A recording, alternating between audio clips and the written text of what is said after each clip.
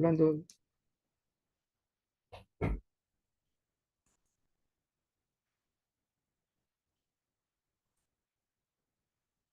Una de las dificultades que encontramos nosotros en geriatría es que nos basamos muchas veces en los valores normal, ¿no? Ya en Europa y Estados Unidos están variando. Inclusive aquí en algunas especialidades está variando también los valores que corresponden a los ancianos, ¿no? Mayores de 70 años sobre todo, porque es muy diferente los valores de referencia. Y siempre consideramos, ¿no? Ahorita, por ejemplo, se conoce que las glucosas no están entre, como decir, 70 a 110 en el anciano, sino puede tener un poco valores mayor, más alto, igual que el colesterol. Entonces, esto de acá está variando porque recuerden que los ancianos tienen un sinnúmero de comorbilidades. Y ahí vimos nosotros, hay bonificación por el estilo de vida, la inactividad, que es muy diferente, ¿no es cierto? Tenemos también alteración asociada al compartimiento corporal, la masa muscular, el DPD.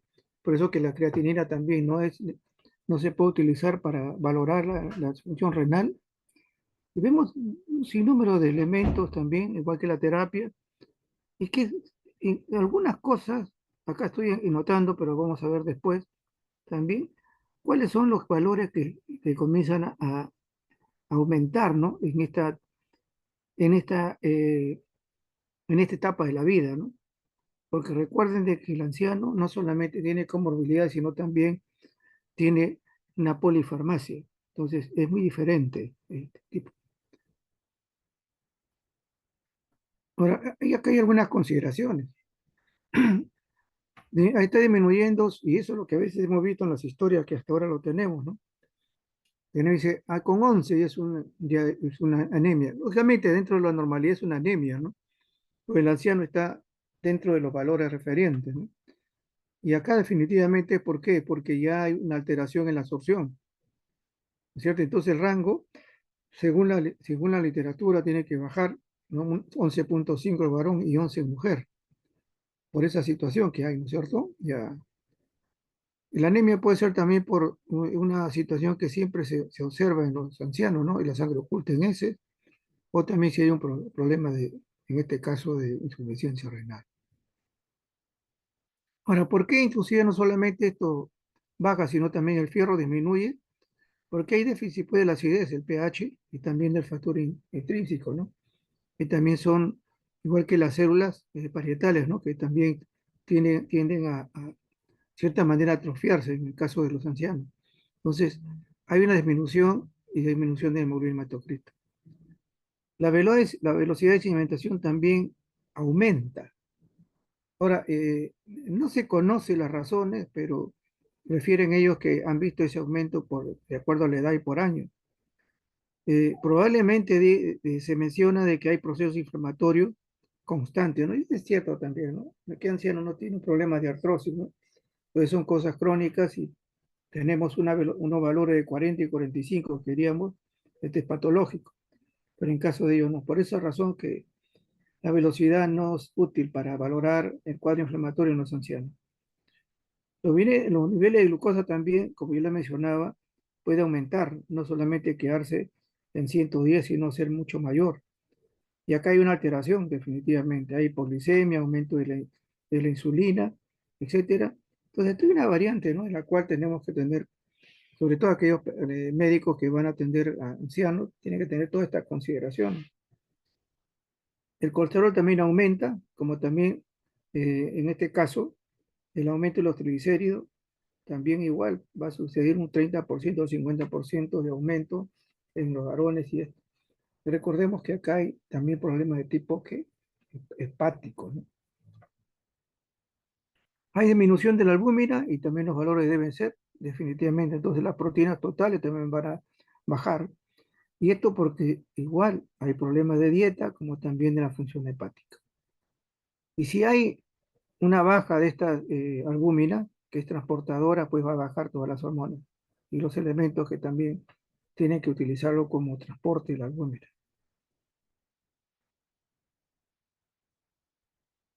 La función tiroidea también se sabe que En algunos casos se menciona que puede ser hipo-hiper, pero de acuerdo a lo que está tomando. Pero hay una hipotiroidea, sí, definitivamente, que es común. Y el asunto es que no se, ¿cómo le diría? Pues, no se observa como la sintomatología o la clínica como el resto de personas, sino se menciona debilidad, lentitud y cansancio, nada más. Y el cuadro, ya cuando se toman las pruebas, definitivamente hay eso.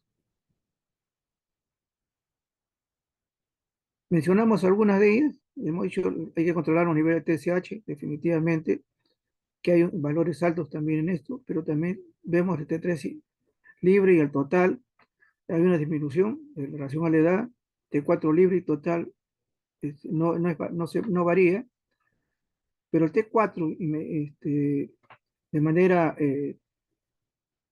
no libre, ¿no? En caso también la total que cambia con la edad, disminuye. O sea, el T4 libre no cambia, pero el T4 libre, el T4 sí, el uso de medicamento y muchas veces por el uso de algunos medicamentos que frecuentemente utilizan los ancianos. ¿Y por qué más? Hay una alteración de la función tiroidea porque hay aparición de los autoanticuerpos. También eso se conoce. ¿Por qué? Porque también hay alteraciones del glucocorticoide, la dopamina, del litio, que también inhiben el TSH. Y si está utilizando algún componente para neoplasia, como inhibidor de tirosina, también va a provocar o hipo o hipertiroidismo. ¿Hay disminución de la función renal? Sí, porque entre 30 y 45% baja. Entonces la filtración también tiene una situación ahí crítica. Esto también porque hay una polifarmacia, por lo tanto hay que utilizar bien los valores para hacer óptima el tratamiento del paciente, ¿no? Porque ya hay un descenso de la función. Dentro de los leucocitos también igual, como hay una situación de enfermedad crónica y pacientes polifarmacia, ¿no? Una polifarmacia, los valores están bajando un poco, ¿no? Ya no son decimos de 5.000 a 10.000, sino de 3.000 a 9.000. Son los valores del leucocito. Y algunos pensamos que es una leucopenia, ¿no? Y las hormonas también disminuyen, y esto es lo que vemos nosotros, ¿no? Estrógeno, testosterona, hormona de crecimiento, etcétera. Igual lo que llaman la ¿no? La HAT, ¿no? Que nosotros la conocemos, igual hay una. Por eso que al final el anciano, ¿qué? No tiene ganas de beber agua. Y es lo que se queja muchos familiares de los pacientes. No bebe agua, mi abuelito, ¿no? Hay una alteración también hormonal en este caso. Ahora, en anciano también hay, y ahora, ¿por qué les digo todo esto? ¿Qué tiene que ver, no? Tiene que ver mucho porque hay la relación con algunos exámenes de laboratorio, ¿no? Que estamos viendo ahí.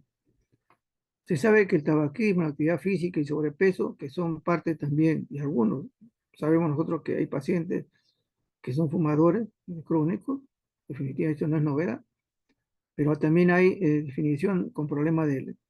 Si esto se recupera en parte y deja de fumar, hay un beneficio también. Pero la mayoría de ancianos, salvo, definitivamente hay un sobrepeso, obesidad. Esto también va a alterar la capacidad física y la calidad de vida del paciente. En el Perú se menciona que los pacientes en este caso mayores, ¿no? Más o menos el 21% contiene sobrepeso. Sí, otra de las cosas que también existe es la hipertensión, ¿no? Y también se ve cuando se controla la hipertensión, que el 22% existe en el Perú, incluso hasta los mayores de edad, o sea, mayores de 80 años, mejora la sobrevida del paciente. O sea, no es solamente decir es perfecto, sino hay que tratarlo. Y acá definitivamente tenemos ya algunos datos, ¿no? De prevalencia también con respecto a los últimos datos de aquí, en el Perú. Pero acá hay una cosa interesante, ¿no? Aparte de la hipertensión, aparte de la hipertensión tenemos nosotros con respecto a la glucosa, ¿no es cierto? Y vemos nosotros que según los datos, desde el año 2021, ¿no? El 13% de la población de los adultos mayores, en 2001, es el 13% en 2001, sea, en este caso son diabéticos, el 13%. El 13% casi es lo mismo, ¿no? El año siguiente. Pero el CDC del Perú menciona que ha habido 30.000 casos de diabetes en el país desde el inicio de la pandemia. 9.000 casos en el primer trimestre del 2022. Entonces, si uno correlaciona las cosas, es mucho más alto. De la edad de 65 a 69 años, el 10% tiene diabetes. 70 a 74, más o menos el 10% también. Ahora, ¿qué se estila en caso de los ancianos, no? Hacer un screening. Y acá hay que hacerle, ¿no? O se le hace la glicemia basal, curva de tolerancia, o en este caso la hemoglobina glicosilada. Pero sí, se dice que debe ser a partir de igual o mayor a 45 años de hacerse los controles. Ahora, el diabético en el Perú, la mayoría tiene una frecuencia de catarata, glaucoma, tracoma o xerostomía. Y eso implica que está utilizando otro tipo de medicamentos, ¿no? La otra cosa que también es importante conocer que la pluripatología, ¿no? El 80% padece alguna enfermedad crónica, que es el resto de los pacientes. Es diabético, es hipertenso, hay artrosis o un problema cardíaco o renal. Y definitivamente las causas de hospitalización generalmente son por ACV o insuficiencia cardíaca, dolencia respiratoria, crónica, fractura de cadera o cáncer. Entonces, hay otra realidad definitivamente. Más del 30% tiene más de 3 enfermedades crónicas y esto va a significar el uso de medicamentos. Entonces ahí se conocen también las reacciones adversas porque hay interacción no solamente con medicamentos, sino también con alimentos, ¿no? ¿Cuáles son las complicaciones de movilización? Que vamos a repetirlo nuevamente, ¿no? Generalmente en caso de los ancianos, porque está hospitalizado, está en casa y no se mueve, no lo quieren sacar, etcétera, son las úlceras de presión, contracturas musculares, enfermedad trombólica y pérdida de fuerza muscular. Entonces vemos entonces de que la inmovilización va a traer problemas cardiovascular, metabólico, respiratorio, extraarticular y nervioso. ¿Okay? También se sabe que no solamente tiene múltiples enfermedades, sino también el uso simultáneo igual que nosotros, el resto de personas que conocemos, un mínimo de 5 medicamentos diarios tienen que usar. Se le subió la glucosa, está hipertenso, tiene problemas reumáticos, etcétera, etcétera, etcétera, etcétera. Entonces, uno se da cuenta de que esto también igual va a traer pues reacciones adversas. Y esto, al tener esas reacciones adversas por multimedicamentos, también hay un incremento de la mortalidad en los pacientes. Entonces ahí vemos nosotros que puede haber multitud de problemas con esto. Dos países, en Noruega el 18% de las muertes en medicina interna está asociado a reacciones adversas de medicamentos. En Suecia el 3.3% de las muertes se asocian también igual.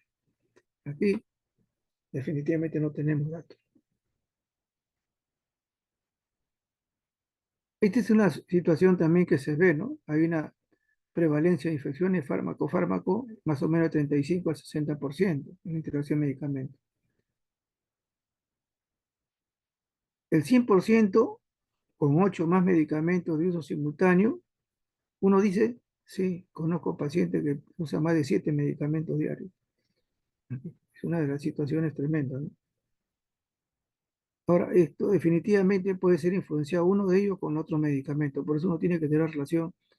¿Cuál es el rechazo? A veces utilizamos vitaminas y estas vitaminas muchas veces por la concentración y suplementos que hay, no puede utilizar para cardiopatía. Eso tiene que verse. Hay también alimentos que bloquean esta acción. Si se usa, no dice, ¿no? 5 medicamentos, es probable de esta cantidad de pacientes que hay, 10 puede tener una reacción medicamentosa. Y vemos nosotros acá solamente como un aviso, ¿no? En general. Medicamentos que pueden favorecer las caídas, ¿no?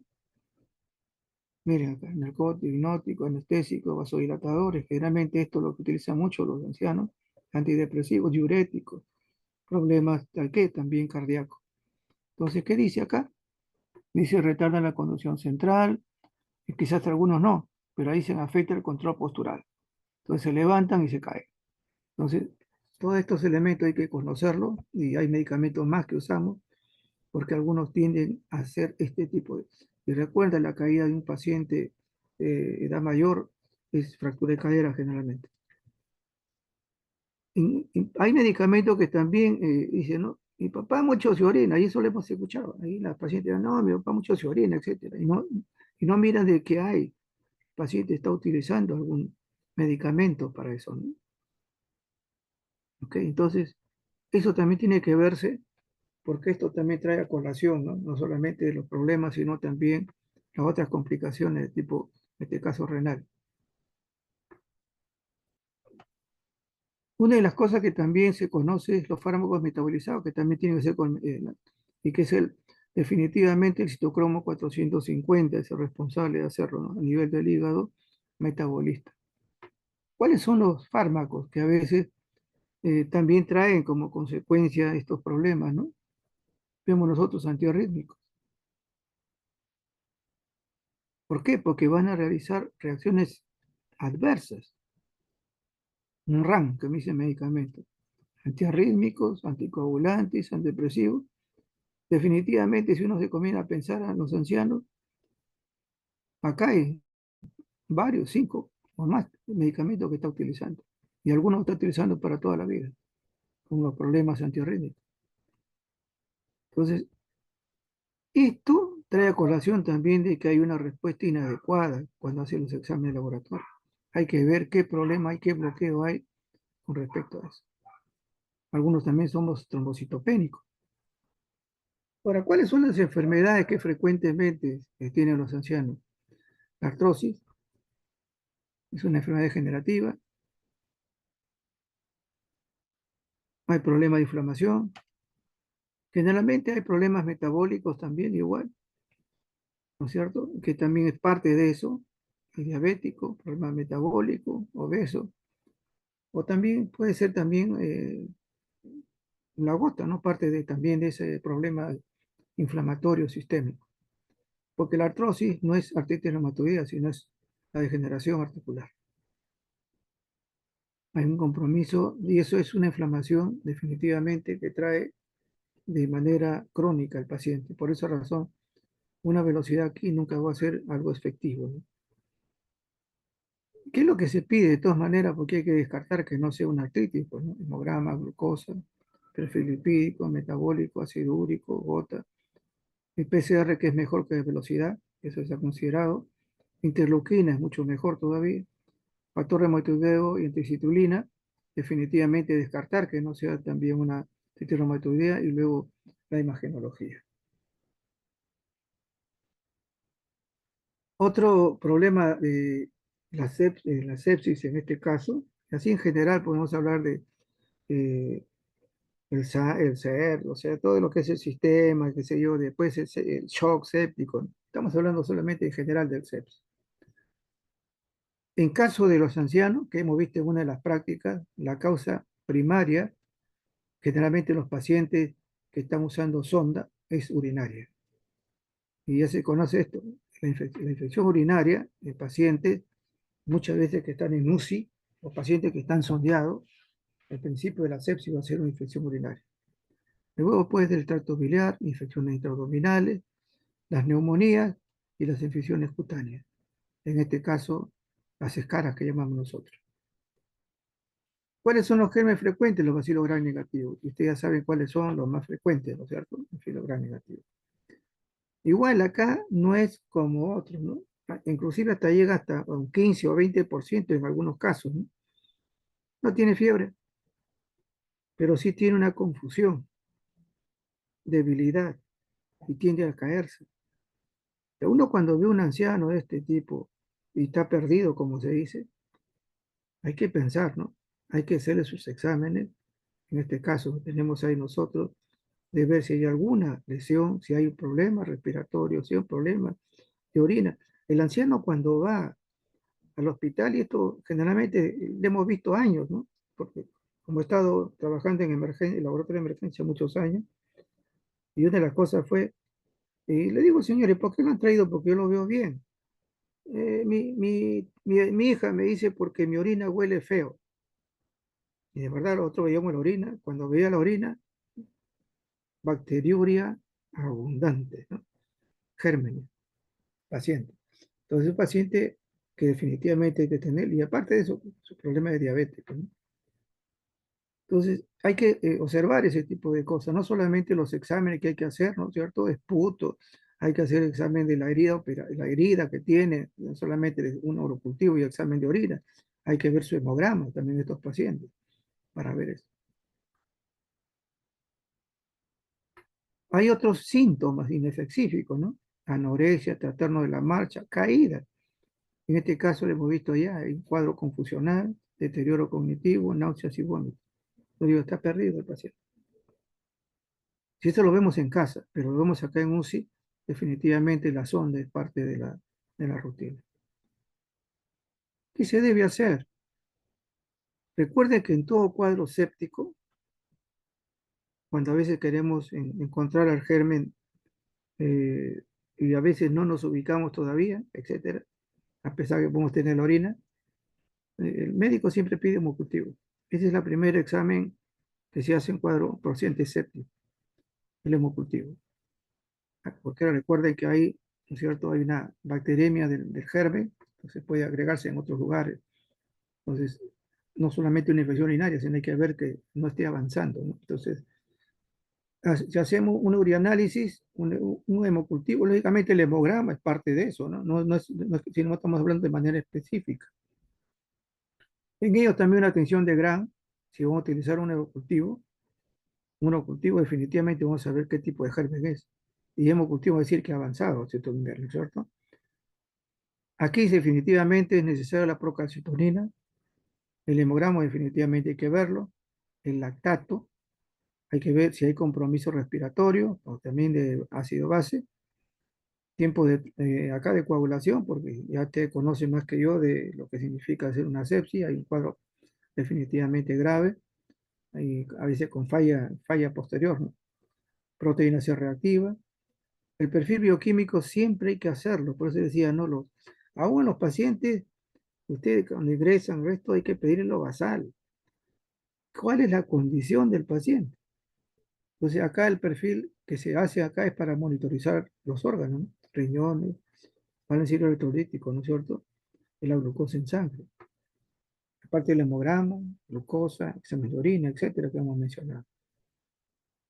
Ahora, inclusive esta sepsis, que puede empezar en cualquier lugar, puede también tener que un compromiso también, que necesariamente, de todas maneras, el médico lo que hace es pedir un examen de líquido cefalorraquídeo, ¿no? Porque nota algunos rezagos, algunas manifestaciones neurológicas, no solamente de confusión. O sea, puede llegar también a un cuadro como este. Y definitivamente la afectación va a ser también en los problemas cardíacos. Y acá se pide también una sepsis en general. Estamos hablando del anciano, por si acaso. La neumonía es frecuente y grave. Generalmente hay casos muy altos. ¿Qué es lo que definitivamente eh, provoca generalmente en los ancianos, ¿no? Que están echados, a veces no lo levantan o están en hospitalización? Hay por aspiración.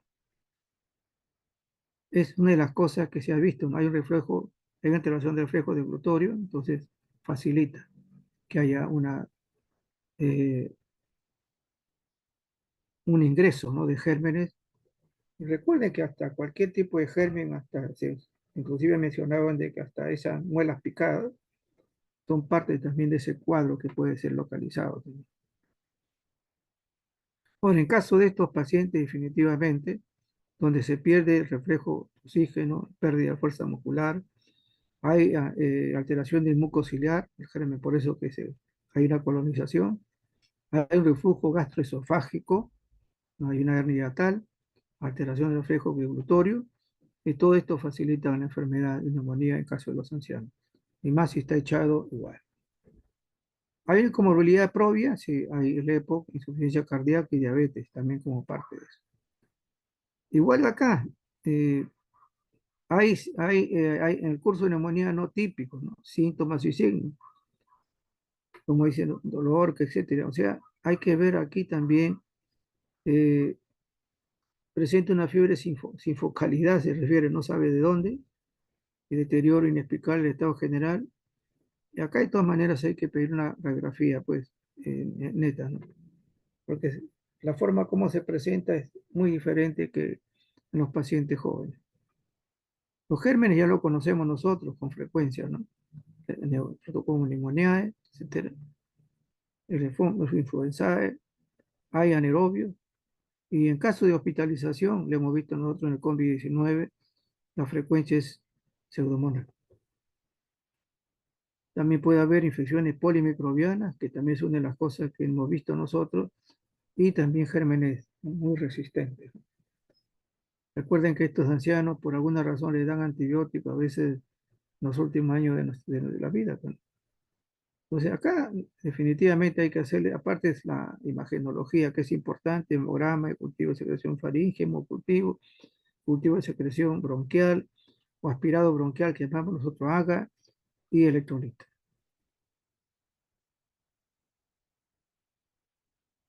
Hemos mencionado en antes, ¿no? Esto definitivamente es la causa, como decía, de bacteremia y una sepsis. Generalmente el mayor caso son pacientes hospitalizados y que son sondeados.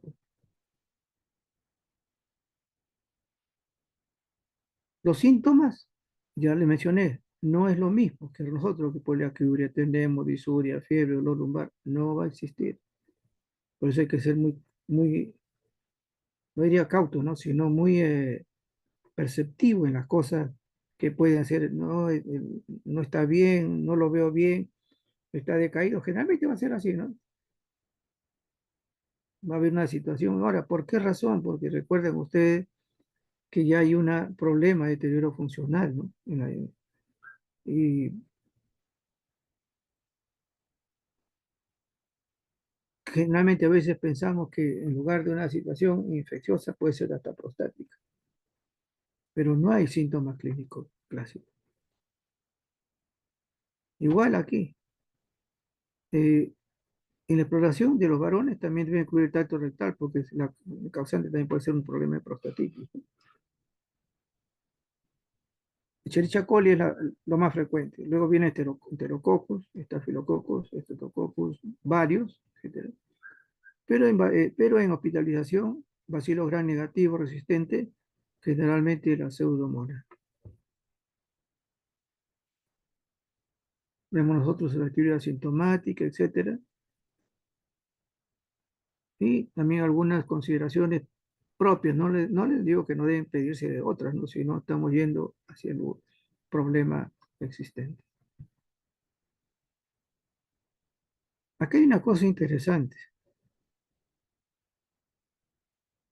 ¿Cómo empieza una infección al sistema nervioso central? A partir de bacteremia, de focos infecciosos por contigüidad. ¿Tiene una otitis de un anciano? Sí lo tiene. ¿Tiene sinusitis de un anciano? Sí. ¿Tiene mastoiditis? Sí. Esto es frecuente. Y aparece luego con las manifestaciones de decaimiento. No es como la otra, no hay ese cuello de rigidez y todas esas cosas, no lo vamos a ver. Sino siempre va a ser la intención de letargia, la intención de cansancio, la intención de caerse, ¿no? Bien puede ser también las manifestaciones, ¿no? Pero hay también una proporción que no. Entonces, esto es lo importante, ¿no? Por eso uno tiene que ver los focos cercanos, ¿no? Son infecciones por contigüidad en la mayoría de casos. ¿Cuáles son? Streptococcus pneumoniae, neumococo, listeria, estafilococcus aureus negativo y también puede ser por tuberculosis.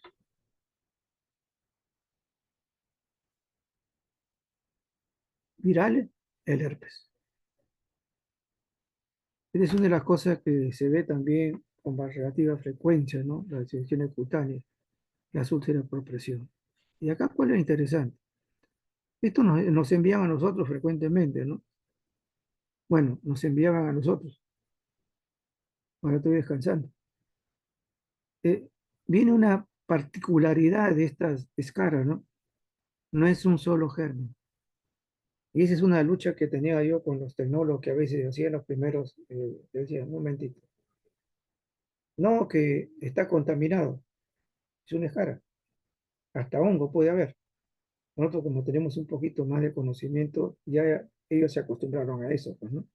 Decíamos, mira, acá hay polimicrobiana, Staphylococcus aureus, hemófilos, puede haber estreptococcus, puede haber proteus, Escherichia coli, puede haber pseudomonas y gérmenes anaerobios, incluso hongos.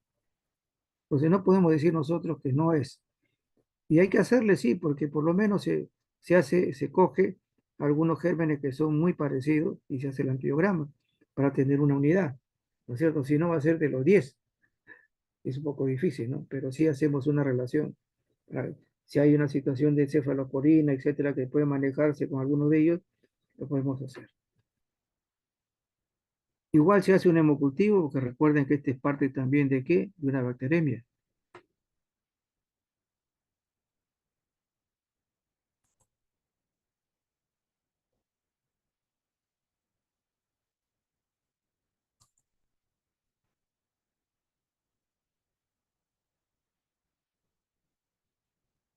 No sé por qué no entra, no sé qué ha pasado, porque generalmente, bueno,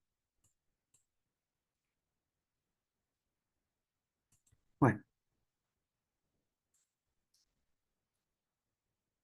Entonces tenemos, ¿no? Las últimas expresión que son las escaras, la etiología es polimicrobiana, ¿ok? Tampoco voy a decirle que no se tome el hemograma, acá se pide pruebas, glucosa, urea, etcétera, creatinina, no estoy diciendo que no se puede, sino estoy yendo hacia la parte que es necesario tener en consideración, ¿no? Como esto. Bueno, acá para que vean ustedes cuando hay consecuencias del síndrome geriátrico y movilidad, vean ustedes las situaciones que se manejan. Entonces, por esa razón, que hay que, si se puede movilizar a un anciano, salir a pasear, etcétera, lo mejor. Si no, va a ser mucho mayor gravedad su problema de vida.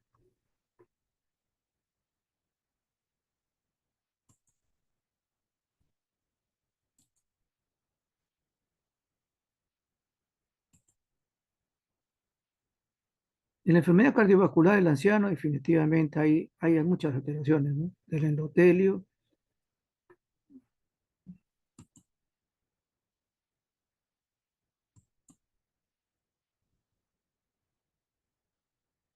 bueno, parece que hay algún problema por ahí.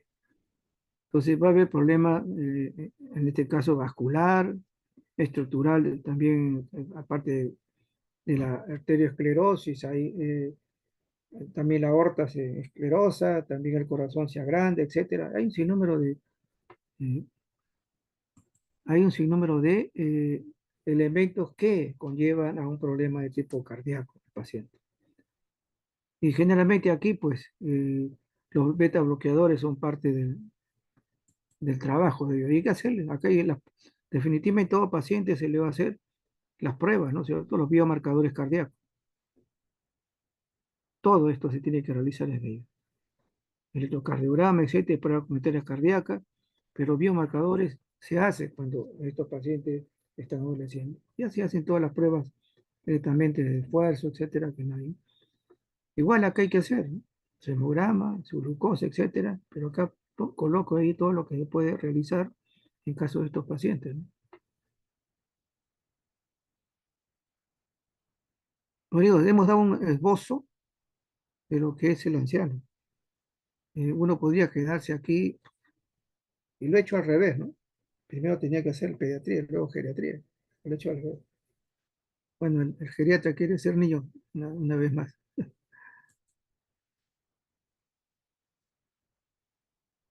Vamos a empezar algo por neonatología, ¿no? Aunque uno dice, no, pero que tiene que estar ahí. Es que es importante conocer algo, ¿no? Esta es una rama de la pediatría, aunque ahora ya es como decir, una subespecialidad, en algunos lugares ya es un departamento aparte, ¿no? Una rama de la pediatría que se dedica al estudio y manejo integral del ser humano, desde el nacimiento hasta los 28 días de vida extrauterina. Hay condiciones también de lo que significa muerte fetal y muerte neonatal, ¿no? Que eso ya lo ven con ustedes con tranquilidad. ¿Cuál es la primera enfermedad? Y eso es lo que nosotros en nuestras noches de laboratorio de guardia hemos visto esto, ¿no? El problema de síndrome de dificultad respiratoria por déficit surfactante definitivamente tiene que ver unas condiciones, ¿no? Es un producto menos de 35 semanas, menos de 2.500 gramos de peso y hay una inmunidad funcional. Se conoce que el surfactante debe estar más o menos entre 24 y 28 semanas de gestación, pero no siempre se da así, ¿no? Ahí empieza, pero lógicamente luego las cantidades, dice, las cantidades adecuadas, 34 a 36 semanas recién. Y si esto no se madura con respecto a los maduros, o sea, neonatos maduros, excepto recién nacidos, el riesgo definitivamente de este síndrome es mayor en los prematuros. Y hay otro riesgo, que estos salga con un problema respiratorio, ¿no? Si hay embarazo múltiple, diabetes materna, hay un porcentaje en la raza blanca, en la preeclampsia, hipertensión arterial y el uso también de corticoides por parte de la madre. Esas son algunas de las causas con respecto a eso. Veamos, veamos algunas consideraciones de laboratorio. La historia clínica, en todo ello, igual que el anciano, hay que tener una buena historia clínica y ojo clínico, ¿no? Y ustedes lo tienen. Y eso tiene que ser así. Recuerden, hay que tener historia clínica materna, cómo ha sido la conducción del parto, cómo ha sido la clínica, ¿no?, de respuesta recién nacido y luego hay que hacer su imagenología. ¿Cuál es la prueba por excelencia que se debe utilizar? Es el agar. Esto va a valorar, como está acá abajo, la gravedad del neonato. Es la prueba por excelencia. Hay otra, dentro de esto, otra prueba también que lo manejan más los neonatólogos, ¿no?, más que nosotros. Es el índice oxigenario, de oxígeno, el índice. Y acá vemos valores, ¿no? Valores menor de 10, 15, como normalmente dice, no, mayor de 15 es grave, y estamos viendo acá. Mortalidad en el 80% es mayor. El óxido nítrico se utiliza también para poder, y acá le he hecho más o menos un esquema. Y luego también, si no, si hay mayor, hay que hacer una oxigenación extracorpórea, como se dice, ¿no? El óxido nítrico inhalado está indicado en el tratamiento recién nacido de más de 34 semanas de gestación con insuficiencia respiratoria hipoxémica asociada a hipertensión pulmonar, que estamos hablando de aquí, mayor de 25. Y esto reduce la necesidad de oxigenación por membrana extracorpórea, que ya es grave, ¿no es cierto? Mayor de 40. Entonces, esta es una indicación también de severidad del cuadro del recién nacido, pero el AGA nos va a también mostrar eso, ¿no? No tenemos esto, no tenemos el AGA, este es un buen indicador. Lógicamente que aquí también igual, ¿no? Hay que hacerle el electrolito, glucosa, hemograma, hemocultivo, definitivamente. Surfactante líquido amniótico, que es bueno tenerlo. Ahora ya ingresan los ginecólogos a hacer este tipo de situaciones. Me ha marcado otra vez hemocultivo, ¿no? Debe ser bastante serio. Líquido cefalorraquídeo y aspirado traqueales, ¿no? Es lo que se hace en caso de este niño, porque hay que descartar que no sea otra situación infecciosa también, pues. Pero en síndrome, el AGA. Y luego podemos contar con el índice de oxigenación. Hay un concepto a veces cuando digamos bilirrubina y bilirrubinemia, ¿no? La ictericia es un concepto clínico. La hiperurinemia es un concepto de qué? De laboratorio, bioquímico. O tiene que ver con cantidad. Y acá tenemos algunas consideraciones, ¿cierto? Aparece en las primeras 24 horas de vida, aumenta a la hora, es mayor de 2 miligramos en caso de, estamos hablando de la ictericia, Recién a término debe estar mayor de 12, en pretérmino mayor de 15, es lo que generalmente lo observamos. Y hay una situación acá que he marcado, bueno, como buen entendedor, pocas palabras, como se dice, el aumento de bilirrubina indirecta. ¿Cuándo aumenta? Generalmente casos hemolíticos, hematoma. ¿Hay que hacerle qué? Test de Kunz. ¿A qué consideraciones para el test de Kunz? Si es positivo, ya saben qué. Si es negativo, hay que descartar otra situación enzimática. En el síndrome también porque hay un problema de conjugación, tenemos que dos cosas que definitivamente a veces entran como decía, a la cirugía, ¿no? Estenosis pilórica, hipotiroidismo y prematuridad. Si hay una alteración de la circulación enterohepática en el bebé, acá y hay ictericia, la ictericia es por lactancia materna.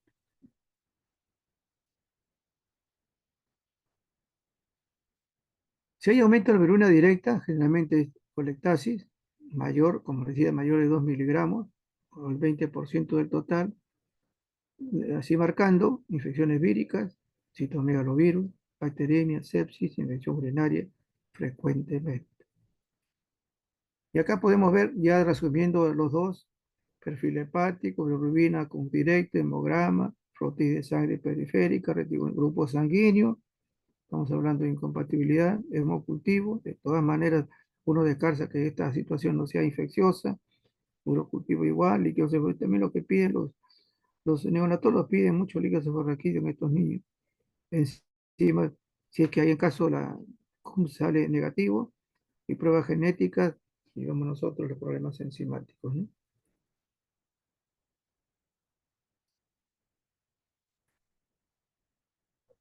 Algunas consideraciones que ya podemos colocarlo más específicamente, ¿no?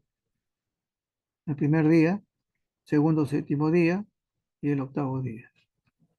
Generalmente el primer día estamos hablando de la isoinmunización. ¿Okay? Acá el segundo, sí, generalmente la lactancia materna es parte de la frecuencia. También puede haber lactancia materna después del 8, no es problema.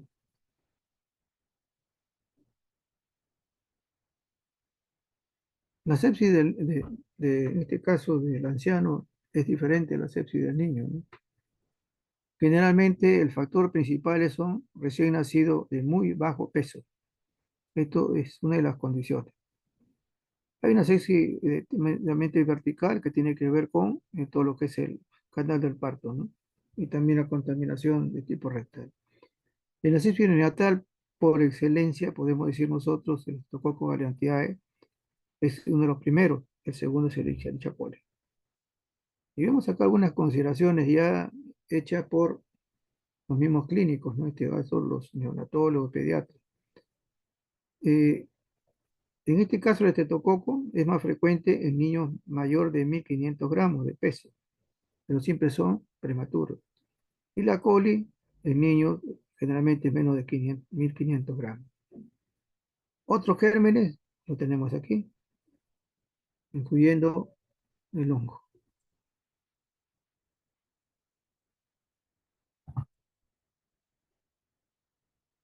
Y acá vemos ya un poquito más amplio la inmadurez del sistema, exposición a microorganismos de tracto, factores de periparto, etcétera. Pero acá podemos decir nosotros que tiene que ver necesariamente con el calor de antes o posterior canal del parto que se contamina. Y acá ya en una práctica le hemos mencionado, ¿qué se hace con estos pacientes que van a tener eso?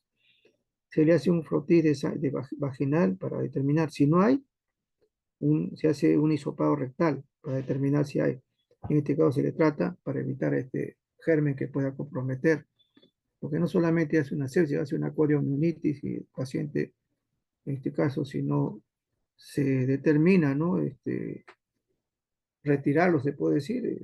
Ya sabemos que una corionitis es una infección, una sepsis y un recién nacido, no es una resistencia de 24 horas. Cuando es una sepsis neonatal, 3 a 5 días de vida intraparto. Cuando es tardía, es más de cinco días.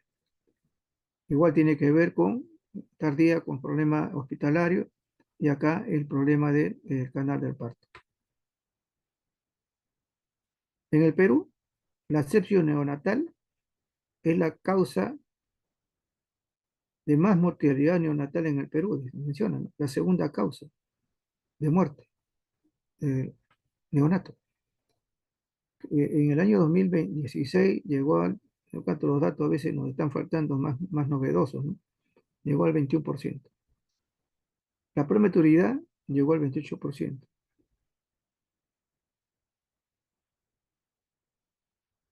¿Qué se estila, no? En estos casos. Igual, el hemograma, procalcitonina utilizan más, eso los neonatólogos piden más, porque no, PCR muy poco, hemocultivo. Recuerden que acá las cantidades son mínimas, ¿no? Recuerden que la cantidad de sangre que tiene un neonato, y ahí nos dicen solamente con la justa 1.5, nada más, no pueden tocarse más sangre, entonces tenemos que hacer todas las cosas. Y aquí, por ejemplo, es sí de hacerle el cultivo, pero no hacerlo después, pues, ¿no? Ojalá se hiciera antes. Y acá recién nacido, del sudado, de la orina, con cultivo de cordón, líquido amniótico, etcétera, o cultivo de catéter, que generalmente es nuevamente hemocultivo. Aga, bilirrubina, glucosa, etcétera. Bueno, definitivamente, lo que más se hace hemograma, procalcitonina, el hemocultivo y la bilirrubina. Pero necesariamente una sepsis debe hacerse todo, ¿no? Pero eso lógicamente se hace por el volumen del paciente. Este solamente es un dato de un estudio que se hizo en la bacteria estafilococo de la salud, ¿no? Dice, se ha convertido en el principal agente causante de sepsis neonatal tardía en recién prematuro. Ya no es como, este es un trabajo de fuera, y también hay que hacerlo. Y dice, ¿no? El epidemia es prevalente en el calostro y en la leche, aún en las mujeres sanas. O sea, existe una transmisión de madre a hijo a través de qué? De la lactancia materna, entonces hasta posterior, ¿no? ¿Qué hay con la neumonía? Y vienen ustedes acá, hay unos datos interesantes, ¿no? Estamos todavía en la primera semana, por si acaso, y si tenemos uno. O sea, primera semana, o sea, prácticamente no es nada, no hay uno. Todavía faltan como más de 40 semanas, ¿no? Entonces, ¿qué sucede? Es peligroso, ¿no? Peligroso. Puede haber un aumento. Y acá está el número de difunciones en menores de 5 años, porque estamos hablando de pediatría, ¿no? No solamente neo.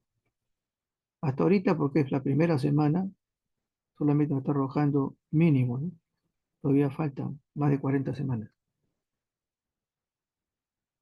De las bacterias, agente etiológico de la neumonía en los niños, menor de un mes, ahí tienen ustedes los gérmenes, virus y otros. De 1 a 3 meses, este es un recuento que se ha hecho ya de trabajo de investigación, por eso que se le hace una parte académica, podemos decir nosotros, ¿no? Porque puede encontrarse otras cosas, ¿no? Y acá se repite mucho, ¿no? El estreptococo, neumonía por excelencia. Igual hay factores de riesgo, en este caso que tenemos nosotros el cuadro neumónico, la combustión, humo de tabaco, ¿no es cierto? No es de él, sino de la familia. Otra de las cosas que se estila acá, ¿no? Que se sí estimulaba la lactancia materna es por ausencia de lactancia materna, los anticuerpos. No se vacunó de todas las vacunas y eso también sucede. Luego también está en guarderías frecuentemente. Aquí ha habido casos hace varios años, antes de la pandemia, ¿no? De muerte de un niño en una guardería. Factores hereditarios genéticos, inmunodeficiencia, fibrosis quística. Y generalmente, como se le dice, los prematuros son los que más, ¿no? Son afectados.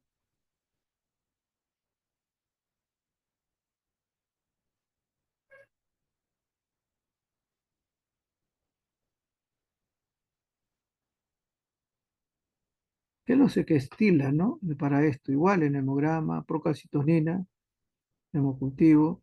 Esta secreción sí se puede hacer. Se puede hacer, los virus siempre se va a hacer por PCR, pero también hay pruebas rápidas. Y en este caso se puede sí tomar en el caso de los niños. Cuando es virus del sistema respiratorio, sí tiene que ser por PCR. Y también metan todo lo que son virus. Pero otro tipo de gérmenes sí se puede hacer por pruebas rápidas. Serología, pruebas rápidas, agretolitos, pruebas renales, despistaje de tuberculosis, punto gástrico, niños ya mayorcitos, derrame, el estudio citoquímico, eh, acá es el estudio nada más citoquímico, etcétera, y el cultivo. Si hay un derrame, ¿no es cierto? Si hay un compromiso de tipo pleural. Imagino que estos ya son niños mayores. Los niños menores es limitado la acción y solamente tratar de ver si es que hay algún compromiso respiratorio, se limita a lo mínimo que es en este caso. Pero ya mayor de 1, 2, 3, 4, 5, hasta 12 años, etcétera, sí se puede realizar toda esta patología. Una de las cosas que también, en caso de los niños, y esto lo vemos diariamente, lo veíamos diariamente, era la enfermedad diarreica.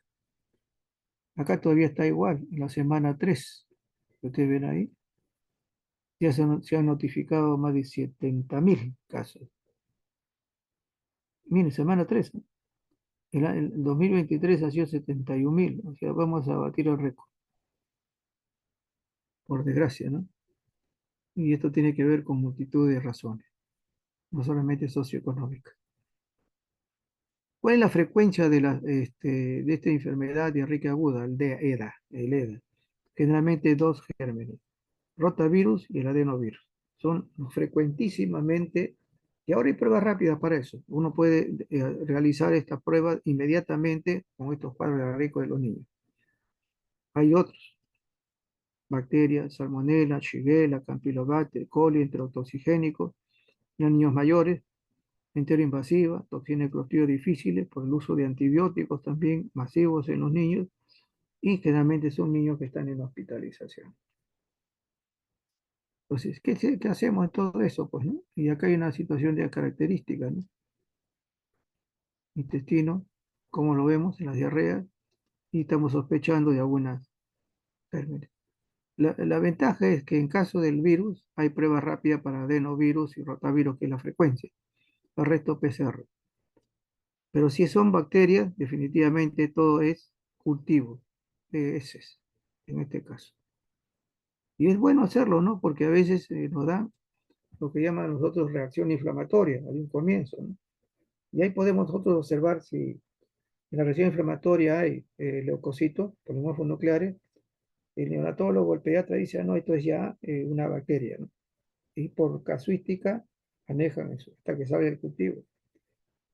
Y en caso fuera más mononucleares, saben también ellos que pueden ser de otro tipo, enfermedad viral, o vemos hasta parásitos, ¿no? Entonces también esto es importante, hacer una reacción inflamatoria, así en general, porque ahí vamos a ver los parásitos también, o otro tipo diríamos, ¿no? de patología ahí, ¿no es cierto? Cuando son un poquito mayores. Y ahí está, grama, perfil metabólico hepático, TSH, velocidad, estamos hablando de niños mayores, huevos, coprocultivo, paciente que usa antibiótico, generalmente hospitalizado, hay que poner ojo, los tríos difíciles. Reacción inflamatoria, serología de rotavirus y adenovirus. Y en algunos casos también esto se cultiva ahí para poder, lo que llama el Escherichia coli 0157. Acá vemos la prueba rápida, es inmediata, como ustedes han hecho en la práctica, alguna de ellas, una giardia, ¿cierto? Blastocitis. Pero a pesar de todo esto, como son niños, a veces hay que hacerle todo una situación de diagnóstico diferencial. Pero generalmente a veces con el trabajo que hacemos con reacción inflamatoria, etcétera, el examen, el hemograma, vemos nosotros que esta situación es netamente una enfermedad, como llamamos nosotros, ¿no? Es la edad. Igual, acá tenemos que ver cuál es la importancia de la fiebre, que puede ser múltiple. Generalmente empieza con una virosis, resfriado y luego se compromete, ¿no? Pero también gastroenteritis, hemos visto la EDA y el rotavirus que son importantes, infecciones bacterianas, ópticas, infecciones serias, etcétera, que provocan fiebre en el niño. Neumonía, etcétera, infecciones de esto. O sea, hay un sinnúmero inclusive las vacunas, y se ha visto que inclusive las vacunas para la cuestión crónica también uno de ellos que a veces provoca fiebre hasta 1 o 2 semanas, es la vacuna contra el sarampión. ¿Qué cosas decían acá? Eh, están haciendo vacuna contra el hemófilos y neumococo. Provoca fiebre también. Aunque no mayor, pero provoca. Estas causas de fiebre siempre van a estar relacionadas a algo, pero el médico lo que va a pedir es hemocultivo, hemograma y luego el cultivo del lugar donde se sospecha. En la fiebre crónica hemos visto nosotros que también hay uno,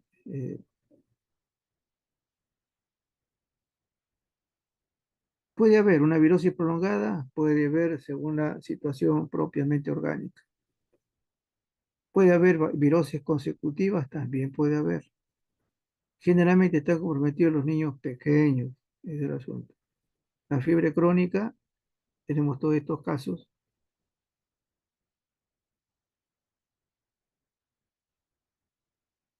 cuadros de otro tipo, cardíacos, pulmonares, óseos, etcétera.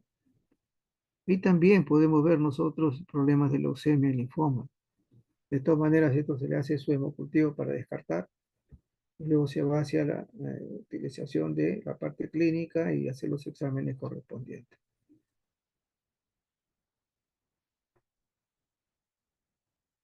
La epiglotitis, que también se da en niños, pequeños más, lo que realmente es interesante esto. No solamente estamos hablando de que hay una obstrucción respiratoria brusca y que puede ocasionar la muerte, que eso también es cierto. Hay un compromiso netamente. El germen más frecuente que puede realizar este problema es el hemófilo influenza tipo B. Luego el neumococo, como siempre, estafilococo, estreptococo beta hemolítico, etcétera, para influenza, etcétera, son los gérmenes frecuentes, ¿no? Pero el mayor de preferente, se puede decir, es el hemófilos influenza del grupo B. Y vemos nosotros si hay compromiso, felizmente se puede realizar también los cultivos y también determinar que sea este, ¿no? Con un examen de que un hisopado de este nivel. Con cuidado, porque a veces si uno estimula mucho a nivel esto de la glotis, se cierra, ¿no? Y eso es un problema. Hasta los exámenes que hacen los otorrinos.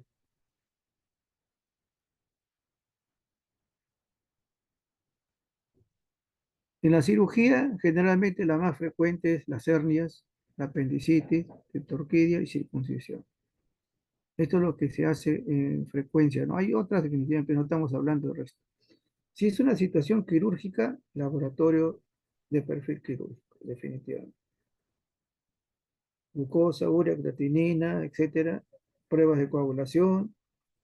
Si son niños un poquito mayores, serología hay que hacerlo de todas maneras.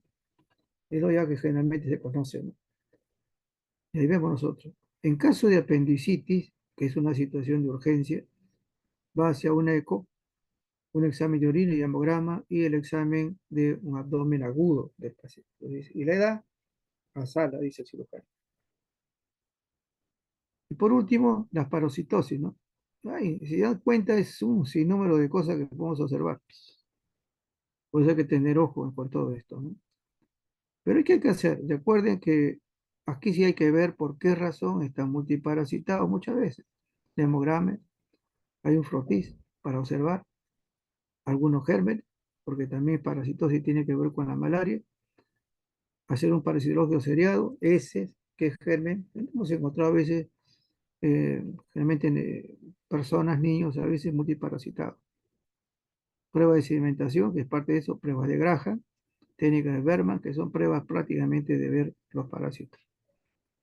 Si realmente hay unos compromisos no solamente parásitos, sino también hay compromiso infeccioso, y eso lo vemos con una reacción inflamatoria, también se puede hacer coprocultivo. Serología para ver, y esto es importante, porque también podemos ver lámina, ¿no? Pero también ahora se estila hacer serología a Cryptosporidium, ameba, fasciola, Quinococcus, etc. Se puede trabajar con inmunofluorescencia también para ver los gérmenes, sí, también se ha utilizado. Pero si hay, para determinar epidemiológicamente las cosas, ya se observa con PCR para ver el tipo de genoma, ¿no? Que eso definitivamente no lo hacemos nosotros, sino el Instituto Nacional de Salud. Coloración de Sin-Dilsey, sí, hay que hacer. ¿Para qué? Escritos por idio. Como dice su coloración especial. Puede hacerse inspirado duodenal, puede hacerse, pero generalmente muy poco lo he visto.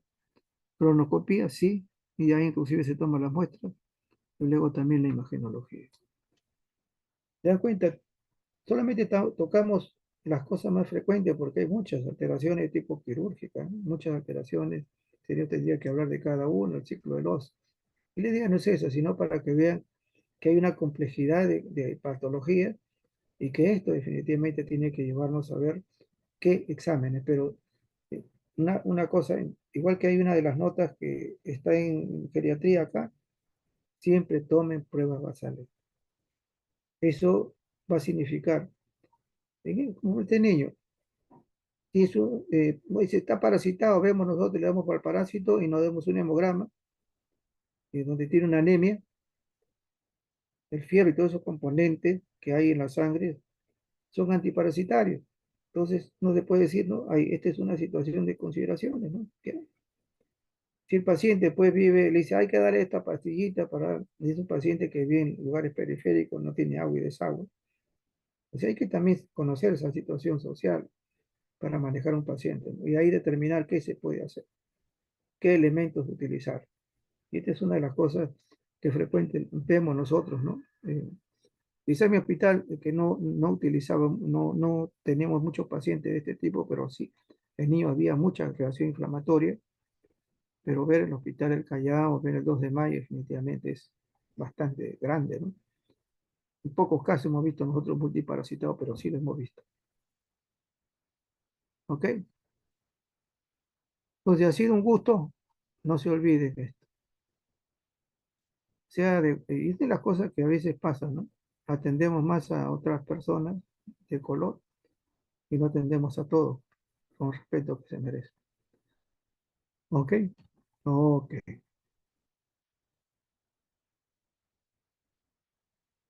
Aún aquí podemos nosotros tener algunas consideraciones de frente, ¿no?